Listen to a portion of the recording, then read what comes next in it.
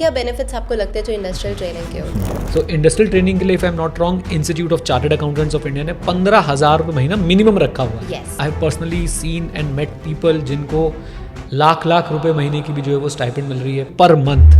But what is the exact difference between articleship and industrial training? मुझे ऐसा लगता है कि इंडस्ट्रियल ट्रेनिंग में आपका work life balance in comparison to articleship जो है वो ज़्यादा अच्छा होता है। सीए फर्म्स भी इतनी शरीफ नहीं है, इतनी अच्छी नहीं है। कई लोग तो आर्टिकल्स को अपना पर्सनल मजदूर तक मान लेती हैं। जो स्टूडेंट्स बिग फोर से अपनी आर्टिकलशिप कर रहे हैं तो उन्हें भी इंडस्ट्रियल ट्रेनिंग करनी चाहिए या नहीं? टॉप 100 कंपनीज हैं, इनके अंदर जब जॉब करनी है, आपका टारगेट ये मैं टाइटन में जाना चाहता हूँ, मरीको में जाना चाहता हूँ, मैं डाबर में जाना चाहता हूँ। सो आपके लिए इंडस्ट्रियल ट्रेनिंग ना समझ लीजिए कि एक चीट कोड बन जाता है। और चैलेंज सबसे बड़ा यही है कि जय हिंद दोस्तों, मेरा नाम है नीरज और आप देख रहे हैं द सीए पॉडकास्ट। पिछले चारों एपिसोड्स को इतना सारा प्यार देने के लिए बहुत बहुत धन्यवाद। मुझे पूरा विश्वास है कि आप लोग इस एपिसोड को भी उतना ही प्यार देंगे। वीडियो को लाइक कर दीजिए, लाइक टारगेट रखते हैं हम लोग 450 लाइक्स का। और कमेंट बॉक्स को कम्युनिटी बना देना, जो भी डाउट हो डिस्कस करना, एक दूसरे के डाउट्स को आंसर करना। और अगर आप लोग इस डिस्कशन को फर्दर एक्सटेंड करना चाहते हो तो उसके लिए कहाँ जाना है मैं आपको बता दूंगा। आज हमारी जो चर्चा का विषय है वो है इंडस्ट्रियल ट्रेनिंग, राइट। और ये बहुत इंपॉर्टेंट विषय है क्योंकि ये बहुत इंपॉर्टेंट टॉपिक है। क्योंकि एक ऐसा टॉपिक है अगर आप इसको ढंग से समझें, सोचें तो अपने करियर की प्लानिंग में इसको इन्वॉल्व कर सकते हैं और आप जो है अपने करियर में काफ़ी आगे बढ़ सकते हैं। तो अगर आप सीए कोर्स से किसी भी तरह से जुड़े हैं, आप खुद सीए कर रहे हैं, आपका कोई दोस्त सीए कर रहा है या फिर मैडम सीए कर रही हैं, तो भाई ये वीडियो आपने देखनी है, उनको दिखानी है और सबके साथ शेयर भी करते हुए जानी है। चलिए आज का डिस्कशन शुरू करते हैं। मैं और वृंदा आपके साथ। वृंदा जी नमस्ते, कैसे हैं आप? नमस्ते, मैं ठीक हूँ, आप कैसे हो? ठीक तो नहीं हो तुम? जुकाम बहुत ज़्यादा लगा हुआ है, बट कोई बात नहीं, चलो सह लेंगे। तो शुरुआत करते हैं वृंदा हम आज के डिस्कशन का। तो बताइए आपके क्या क्या सवाल है। सबसे पहले जैसे आपने बताया कि इंडस्ट्रियल ट्रेनिंग के बारे में हम डिस्कशन करने वाले हैं, तो सबसे पहले तो मैं यही जानना चाहूँगी इंडस्ट्रियल ट्रेनिंग क्या है? सो जैसे आर्टिकलशिप होती, आर्टिकलशिप का एक छोटा सा पोर्शन ऑप्शनल रखा गया है। आप चाहें तो आप उसे ऐसा जो है वो इंडस्ट्रियल ट्रेनिंग कर सकते हैं, राइट। कई लोग बोलते हैं this is alternative to articleship. ऐसा नहीं है, मतलब ऐसा ना सोचे कि या तो मैं आर्टिकलशिप करूंगा या तो मैं इंडस्ट्रियल ट्रेनिंग करूंगा, ऐसा बिल्कुल नहीं है। आपको आर्टिकलशिप तो करनी ही है जो एक रेगुलर सीए फर्म के अंडर होती है। उसी के साथ साथ आपको एक ऑप्शन दिया गया है कि आप उसी आर्टिकलशिप के पीरियड में एक छोटे से फेज में अगर चाहें तो आप इंडस्ट्रियल ट्रेनिंग भी कर सकते हैं, राइट। सो आपने बीच में बोला कि छोटे से पोर्शन ऑफ टाइम के लिए आप ये इंडस्ट्रियल ट्रेनिंग कर सकते हो। So what is the time period? So आपका आर्टिकलशिप का पीरियड अब 2 साल का रह गया। उस 2 साल के अंतिम 9 महीने से 12 महीने के लिए, यानी कि लास्ट जो 9 to 12 मंथ बचते हैं, उसमें जो है आप इंडस्ट्रियल ट्रेनिंग के लिए एलिजिबल होते हैं। उस समय आप लोग चाहें तो अपनी आर्टिकलशिप छोड़ के, आप लोग चाहें मतलब आप चाहें, आपके प्रिंसिपल चाहें, दोनों चाहें तो आप अपनी आर्टिकलशिप छोड़ के जो है वो इंडस्ट्रियल ट्रेनिंग की तरफ अपना रुख जो है वो कर सकते हैं। वीडियो में आगे बढ़ने से पहले आप लोगों के लिए खास बात, और वो खास बात ये है कि जब आप लोग सीए कर रहे होते हैं ना, 2 ऐसी चीज़ें हैं जो मैं चाहता हूं हर सीए स्टूडेंट सीखे। उसमें से नंबर 1 पे है एक्सेल, नंबर 2 पे है पावर बीआई। और अब दोनों ही चीज़ें आप लोग जो है हमारे साथ सीख सकते हैं बहुत ही कम प्राइस पे, और सब कुछ ऐसे सिखाया जाएगा जो पूरा सीए के लिए जो है वो ओरिएंटेड होगा, आपकी जॉब्स के लिए, इंडस्ट्रियल ट्रेनिंग के लिए, आर्टिकलशिप के लिए आपको जो है वो हेल्प करेगा। दोनों कोर्सेज इंडिविजुअली भी अवेलेबल हैं और एज अ कॉम्बो भी अवेलेबल हैं, और डिस्काउंट कॉम्बो पे है।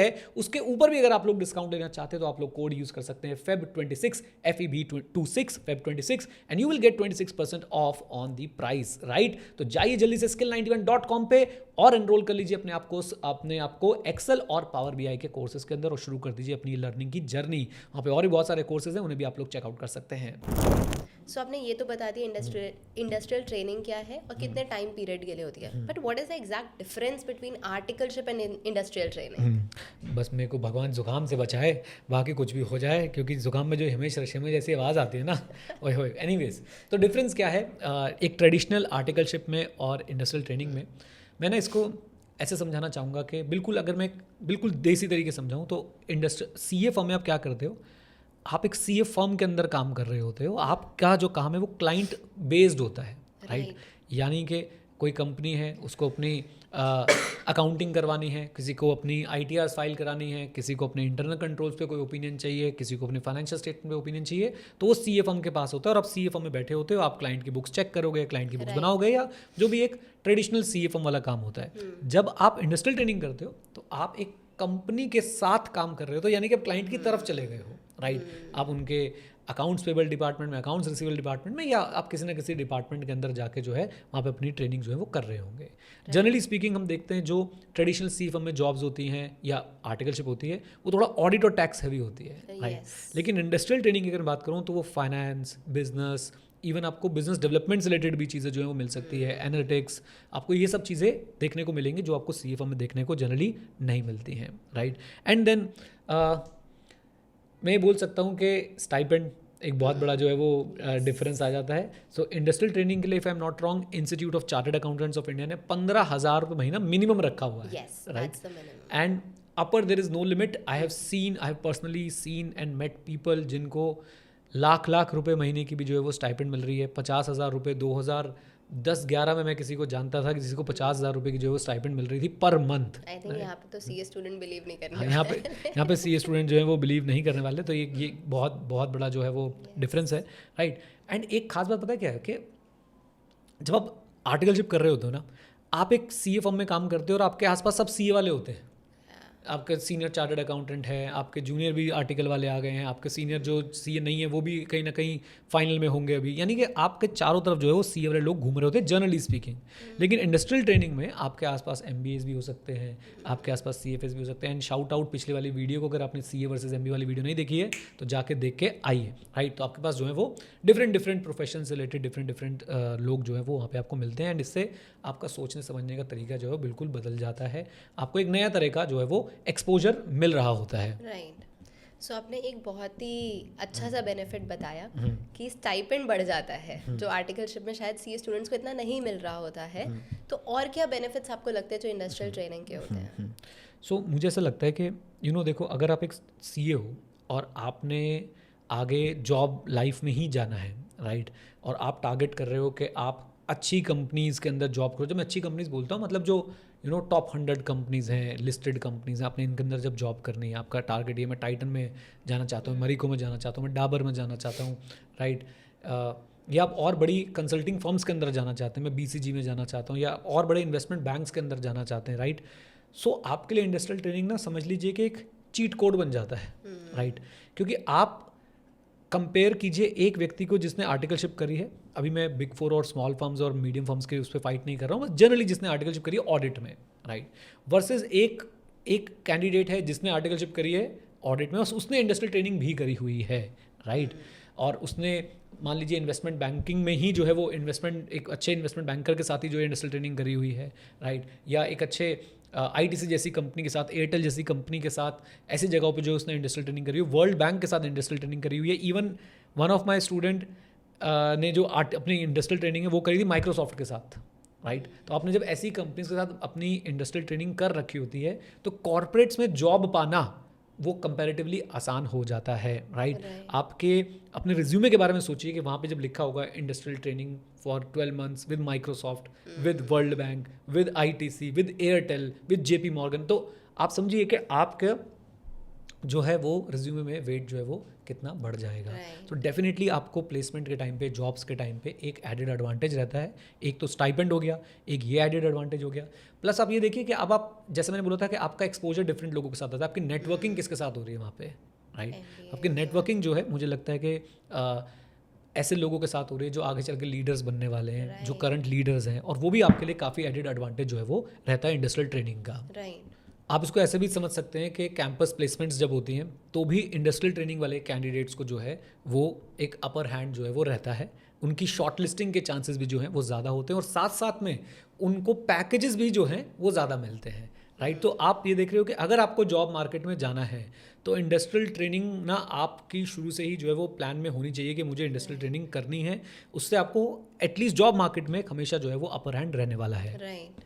एक एडवांटेज वृंदा मैं इसमें और ऐड करना चाहता हूँ, वो है वर्क लाइफ बैलेंस, राइट। अब ये ना एक लड़ाई हो सकती है, इस पर कॉन्ट्रोवर्सी हो सकती है, बट जहाँ तक मैं समझ पाया, देख पाया, बातचीत कर पाया, लोगों से मैं मिल पाया, मुझे ऐसा लगता है कि इंडस्ट्रियल ट्रेनिंग में आपका work life balance in comparison to articleship जो है वो ज़्यादा अच्छा होता है।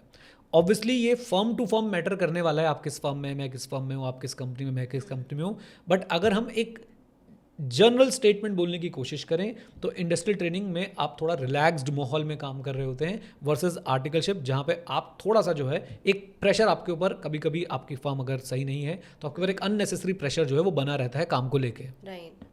सो अभी तक जो चीज़ें आपने बताई तो मेरे को ऐसा लग रहा है कि इंडस्ट्रियल ट्रेनिंग तो इट्स लाइक सबको करनी चाहिए, बट अभी भी स्टूडेंट्स नहीं कर रहे हैं, तो क्या आपको लगता है कि चैलेंजेस होंगे जिस वजह से सीए स्टूडेंट ऑप्ट नहीं करते?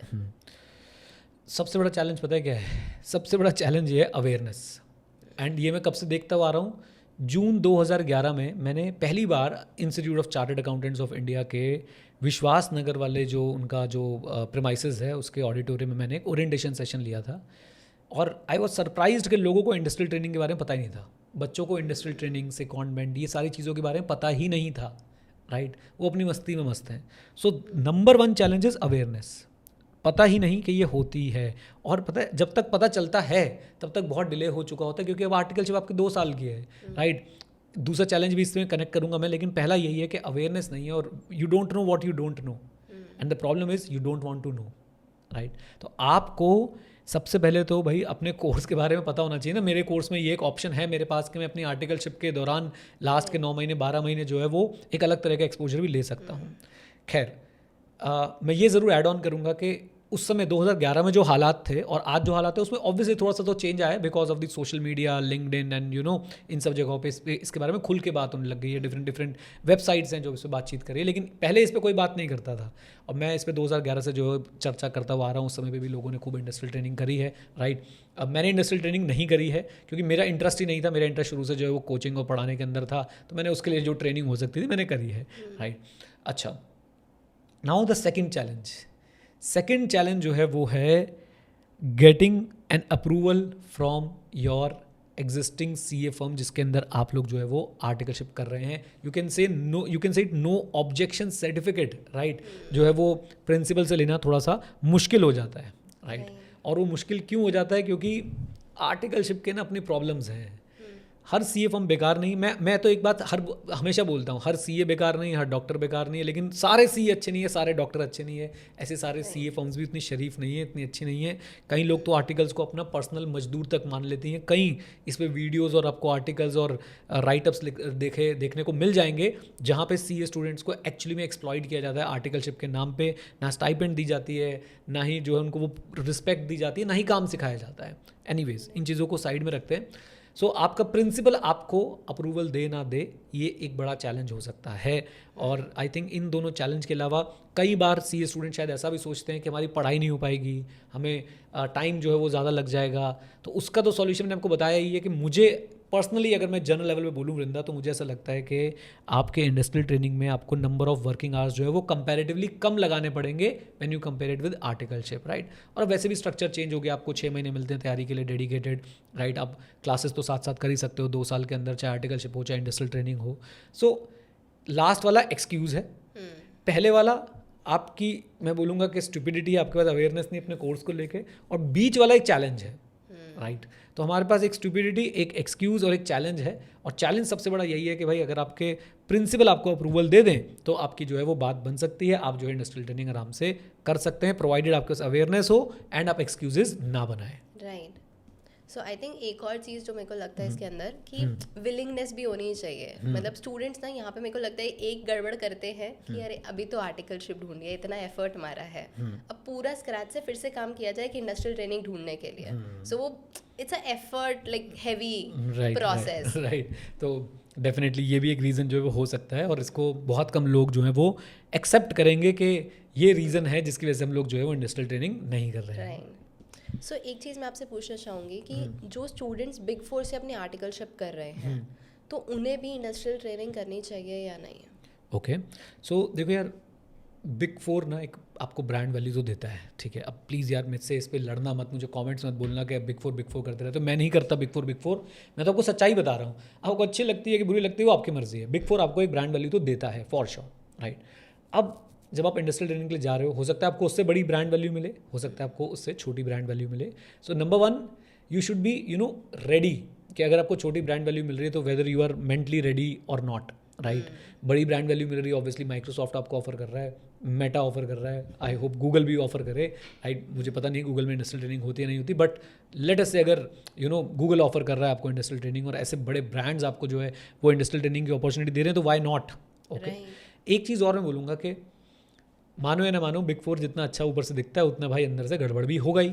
होगा क्या सबको पता है, होगा ही क्या सबको पता है भाई। लॉन्ग वर्किंग आवर्स हैं, स्पेसिफिकली अगर आप एश्योरेंस में हैं, स्टैट्यूटरी ऑडिट में हैं, और जब आपका सीजन चल रहा होता है तो भाई आपको खूब रगड़ा जाता है वहाँ पे, राइट। एंड मशहूर हैं ये लोग इस चीज़ के लिए। अब आपको लगता है कि नहीं यार, मेरे को लास्ट के कुछ महीने जो हैं वो एक्सपोजर भी अच्छा चाहिए और थोड़ा वर्किंग आवर्स भी कम चाहिए। So this can be one of the reason जिसकी वजह से जो आप क्या कर सकते हैं, शिफ्ट जो है वो कर सकते हैं, राइट। सो ये मुझे लगता है बिग फोर वालों को ये बड़े आराम से बैठ के सोचना चाहिए, ब्रांड वैल्यू को लेके, अपने वर्किंग आवर्स को लेके, डेफिनेटली इन चीज़ों को जो है वो कंसिडर करना चाहिए, राइट। एक रीज़न मुझे जो और लगता है कि इवन अगर आपकी आर्टिकलशिप बेस्ट हो तो बेस्ट फॉर्म में चल रही हो तो भी आपको जो इंडस्ट्रियल ट्रेनिंग के लिए चला जाना चाहिए अगर आप कुछ नया एक्सप्लोर करना चाह रहे हैं, राइट। क्योंकि आपको बिग फोर में जब भी आप हैं, आर्टिकलशिप में जब भी आप हैं, जनरली आपको एक ही टोन का काम करने को मिलता है। ठीक है, कई लोगों को शायद जीएसटी, इनकम टैक्स, ऑडिट तीनों करने को मिल रहा हो, लेकिन बिग फोर में स्पेसिफिकली अगर आप हैं तो आपको एक ही टोन का जो है काम करने को मिलता रहता है। इवन बिग फोर छोड़िए, जितनी भी बड़ी फर्म्स हैं, अच्छी फर्म, एस्टैब्लिश्ड फर्म्स हैं, वो आपको जनरली एक डोमेन में डाल देती हैं, राइट। और अगर आप एक मीडियम साइज फर्म के अंदर है वो आपको डिफरेंट डोमेन का, बट फिर वो डेप्थ वाला काम इतना शायद आपको नहीं मिलता है, राइट। तो अगर आप कुछ नया करना चाहते हैं, आप चाहते हैं कि नहीं यार मुझे आगे कंसल्टिंग में जाना है, मुझे आगे इन्वेस्टमेंट बैंकिंग में जाना है, मुझे आगे CFA करना है, और आपको वो करियर्स भी एक्सप्लोर करने हैं, तो आपके लिए इंडस्ट्रियल ट्रेनिंग एक बड़ा जो है वो स्टार्टिंग पॉइंट हो सकता है कि आप उन करियर्स को पहले दूर से एक्सप्लोर करके देख सकते हैं। आप उन लोगों के साथ इंटरेक्ट कर सकते हैं जो लोग पहले से उस करियर में जो है वो काम कर रहे हैं, राइट। सो एक चीज़ यहाँ पे आई थिंक बहुत मैटर करेगी CA स्टूडेंट्स के लिए कि उन्हें इंडस्ट्रियल ट्रेनिंग मिल कहाँ रही है। जैसे CA के लिए आर्टिकलशिप करनी है तो वो आपको Tier 1 सिटीज़ में भी, 2 में भी, 3 में मतलब मिल जाएंगी, but what about industrial training? Okay, ये एक जो है चैलेंज की तरह आप उसको देख सकते हैं कि आपको रीलोकेट करना पड़ सकता है, क्योंकि जितनी भी आपको बड़ी कंपनीज़ मिलेंगी, खासकर जो इन्वेस्टमेंट बैंकिंग फर्म्स हैं, जो कंसल्टिंग फर्म्स हैं, राइट, वो आपको ऐसा तो होगा नहीं कि भाई आपको जो है वो किसी गांव में कंपनी लगाते हुए मिल जाएंगे। तो आपको ही तैयार रहना पड़ेगा कि शायद आपको अपना घर छोड़ के रीलोकेट करना पड़े। अब ये आपकी एक पर्सनल चॉइस है, राइट, प्लस आपके पर्सनल सर्कमस्टांसेस हैं कि वेदर यू कैन रीलोकेट और नॉट। अगर कोई मुझसे पूछे, सो पर्सनल सर्कमस्टांसेस अगर किसी के ऐसे हैं जो उसको रोक रहे हैं, उनको अगर मैं साइड में रख दूं, बहुत ही ऐसे सर्कमस्टांसेस को मूव ही नहीं कर सकता, other than that I think it's worth it. आपको मौका मिले तो आपको एटलीस्ट इस रीज़न की वजह से अच्छी जगह पे अपनी इंडस्ट्रियल ट्रेनिंग बिल्कुल नहीं छोड़नी चाहिए कि भाई वो तो मुझे तो मुंबई शिफ्ट होना पड़ेगा या मुझे बैंगलोर शिफ्ट होना पड़ेगा। नहीं, आपको नहीं छोड़नी चाहिए, आपको वहाँ जाना चाहिए। एंड बिलीव मी, वो आपको एक ऐसा एक्सपोजर मिलेगा जब अपना घर छोड़ के जाएंगे, वो भी अपने आप में एक एक्सपोजर है। बिलीव मी, वो भी अपने आप में एक एक्सपोजर है। आप 9 महीने 12 महीने कहीं बाहर रहेंगे, राइट, आप सारी चीज़ें अपने आप मैनेज करना सीखेंगे, एंड साथ साथ आपको पढ़ाई भी करनी है। वो आपके लाइफ का एक डिफरेंट फेज़ होगा, और वो फेज़ आपको पूरी लाइफ आगे फिर याद रहने वाला है कि यार मैंने इंडस्ट्रियल ट्रेनिंग के लिए जो है अपने घर से निकला था। सो येस, रीलोकेशन आपको करनी पड़ सकती है, और रीलोकेशन करने के लिए आपको तैयार रहना चाहिए। बहुत ही कुछ ऐसे सर्कमस्टांसेस जो आपको कहते नहीं जी मूव करना ही नहीं है किसी भी हाल में, तो फिर वो एक डिफरेंट इशू बन जाता है। Otherwise you should be ready to relocate. I think part 1 of industrial training discussion के लिए इतना बहुत है। एंड आगे जो भी बच्चे डिमांड करेंगे उस पर हम लोग जो है वो जो भी क्वेश्चंस हो इंडस्ट्रियल ट्रेनिंग से रिलेटेड वो आप पूछ सकते हैं कमेंट्स में, और हम लोग जो है फिर उसी पे आप लोगों के लिए जो है वो वीडियो और अच्छे से शूट करके आप लोगों की हेल्प करने के लिए बिल्कुल तैयार रहेंगे। एंड येस, जैसे मैंने आपको बोला था, एक्सेल और पावर BI ज़रूर सीखिए। कहाँ से सीखना है? skill91.com पे जाना है। दोनों कोर्सेज इंडिविजुअली भी अवेलेबल हैं और आपको जो है वो कॉम्बो में भी अवेलेबल हैं। कॉम्बो में डिस्काउंट है। इन एनी केस आप लोगों को जो डिस्काउंट कोड मैंने दिया है FEB26 FEB26, इसको आप यूज़ कर सकते हैं और इससे आप लोगों को 26% डिस्काउंट जो है वो और भी मिल जाएगा। तो जल्दी कीजिए, अपने आप को एनरोल कीजिए, अपने एक्सेल और पावर BI की जर्नी को शुरू कर दीजिए। Okay, with this note guys, thank you very much, stay connected, stay head, जय हिंद। और हाँ मित्रों, सीखते रहें क्योंकि सीखना शुरू तो जीतना शुरू। Bye bye and take care, God bless you all.